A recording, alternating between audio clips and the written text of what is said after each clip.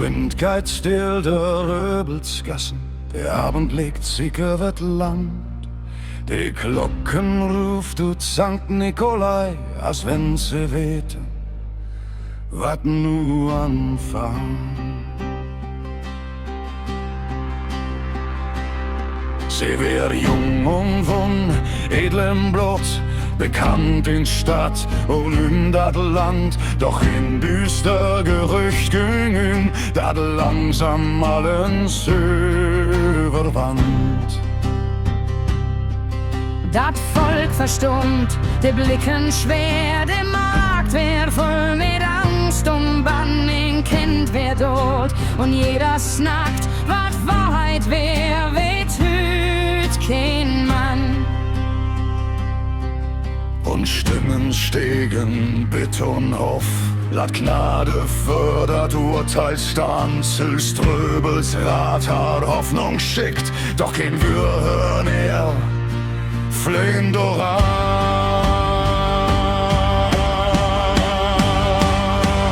Dat edel Fräulein von Röbel, still geistig im letzten Gang. Der Glocken klingt, der Lützen still, der Schatten wart allang. Dat edel Fräulein von Röbel, der Wind tragt der Namen Wied, ein Schwert besegelt er geschickt, doch der Erinnerung bleibt für allzeit.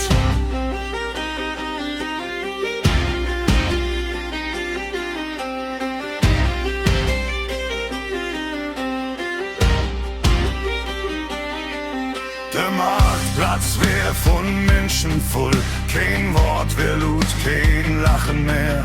Bloß Tritt für Tritt ob harten stehen und überall der Himmel schwer.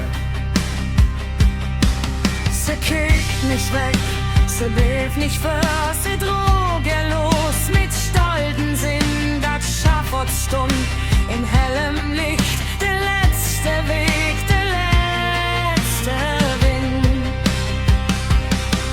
In Hieb und allens wär so still. Bloß Glocken, bloß Wind, bloß Tränen.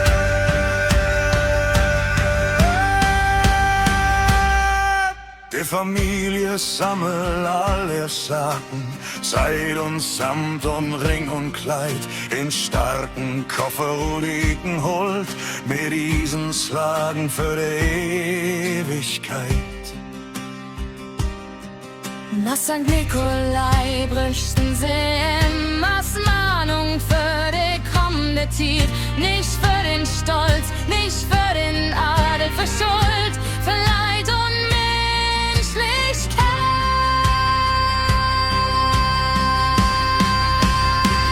Das edel Fräulein von Röbel, der Glocken tragen ihr Gesang, wo Schwert und Recht der Leben Namen lebt für Erinnerung lang.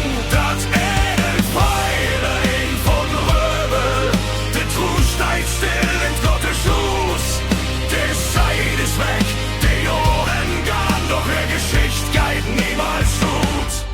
Wenn der Sankt Nikolai die Glocken klingt und Abenddunst die Stadt empfangt, denkt an dat Fräulein von Röbel, dat noch in stillen Schatten hangt.